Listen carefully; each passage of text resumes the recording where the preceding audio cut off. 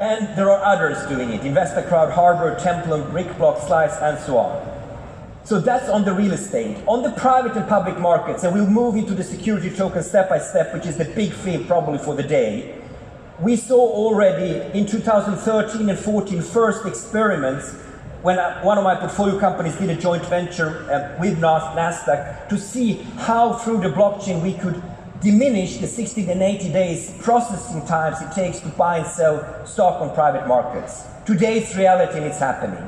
Token Factory is doing something similar with the London Stock Exchange. Gibraltar Stock Exchange is doing it as well. All those private and public markets, Nasdaq is doing something similar as well. No matter if you're private or public market, it goes step by step into more and more use of distributed ledger technology. And we will talk about the security tokens in particular later on.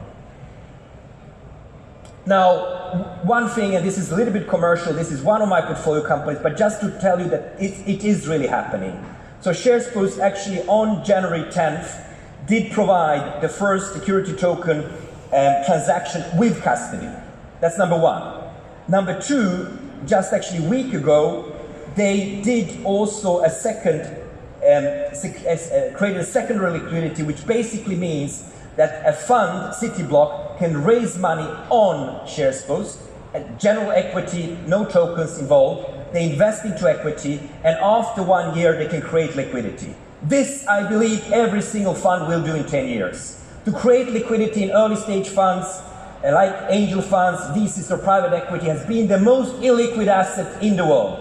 This is actually maybe not a revolution, but a huge process improvement, which means that going into these very illiquid funds becomes liquid, which means that you open up the whole asset class. And you can get more investors who actually demand more liquidity than to wait for 10 years, which is the usual case in the decent private equity environment. Now, Ripple you've heard about, that's Greg Kidd and Steve Bennett, two of my co-founders of True Ventures 4+. That is already a story. So people tell me, are there any industry user cases? Yes, they are. They are doing cross-border payments. It's not only Bitcoin that is a user case. There are loads of user cases. They are there in real estate. They are there in private and public markets. They are there in payments for sure. Now, the most important user case in the gaming industry is right here in Hong Kong. So the CryptoKitties actually studio is owned by Animoca Brands from Hong Kong. So it's a fantastic team led by Yatsu, who has managed to get a fantastic team around him. He's a second-time entrepreneur and has built a traditional gaming company, and on top of that now integrated for the last 12 months a lot of different blockchain projects, as you can see on the right-hand side. So that is happening in Hong Kong right now, and I think everybody from Hong Kong should be very proud that you have one of the most promising companies right here. And the gaming industry is important, because in the gaming industry things happen that, given that they are not as regulated as the financial services industry, you can see things happening there before the financial services industry. So if you are in the financial services industry, check out the gaming industry, see how things work there, and try to get inspired how that could work in the financial services industry. Trading and buying virtual goods has been done, for a while in the gaming industry, where it's only hitting the financial services industry now because it's way more regulated. So it's very, very interesting from a strategic point of view to have a look at it. So where do we invest? We can skip that. What we do, we can skip. What is very important is actually what is happening now in terms of the security token regulations.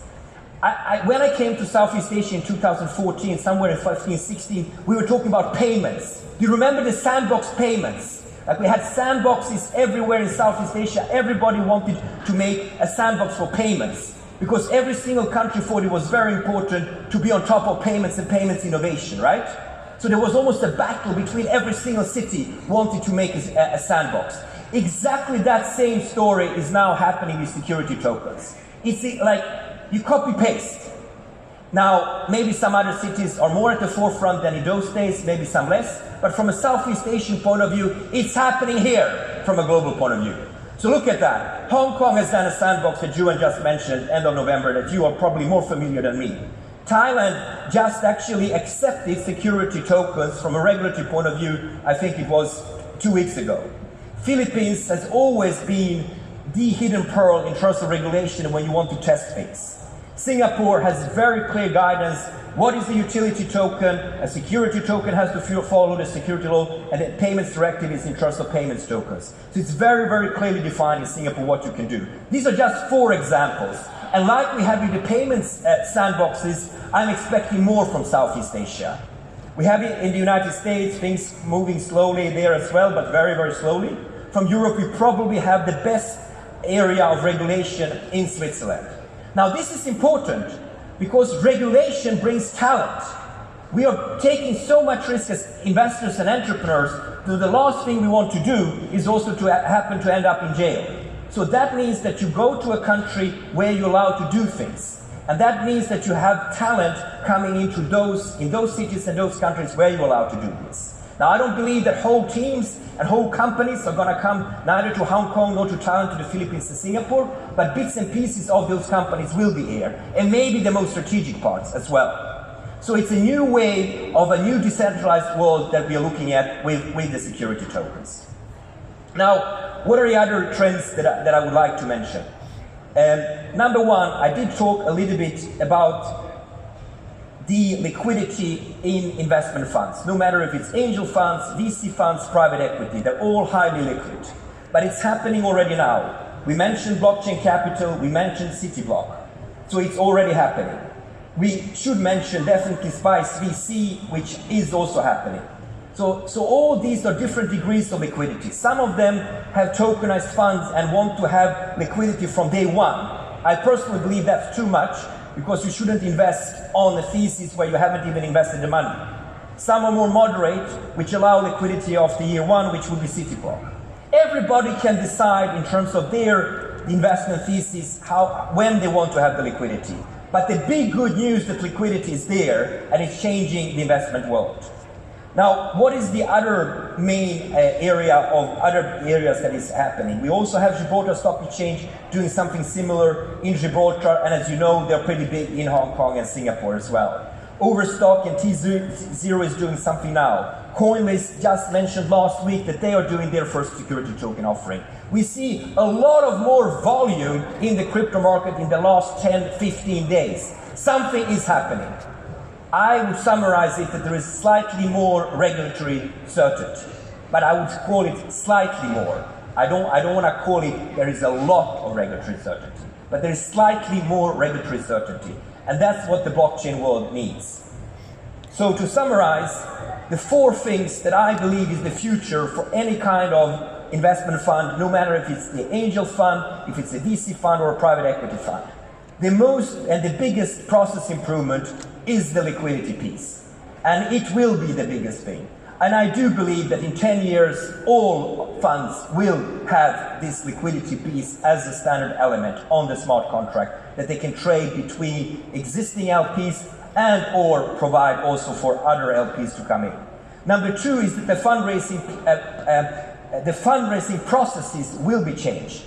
People will go to platforms like Sharespok, like Gibraltar Stock Exchange, and raise money from those marketplaces, as opposed to go across the world in 30 cities and try to meet LPs on a face-to-face perspective. Domestic versus international, I think that's a big thing. We used to have companies where you would go from US to UK and they made the rest of Europe. You would go to Singapore and then to Indonesia, Malaysia, Thailand. You would, from a Swedish point of view, go to maybe UK, France, and Germany, and then the rest of the world. That kind of internationalization, I think, is not what's going to happen in the future. If you have one blockchain user case on real estate and dematerialize the land and property registry in Sweden, you go straight to Sheikh Mohammed in Dubai and do the same thing there because he wants the same thing.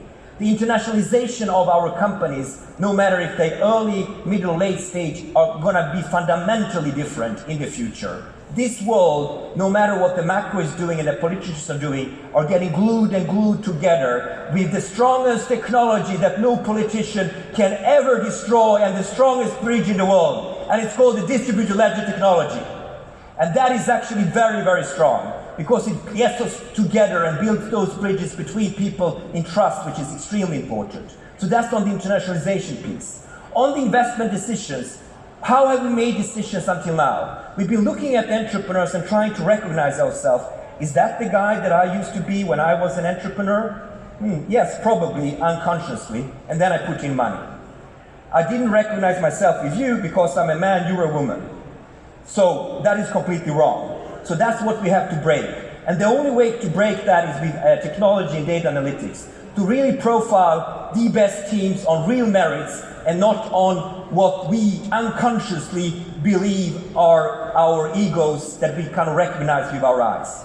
And that, I think, is extremely important that we can bring in with the way more sophisticated data analytics tools.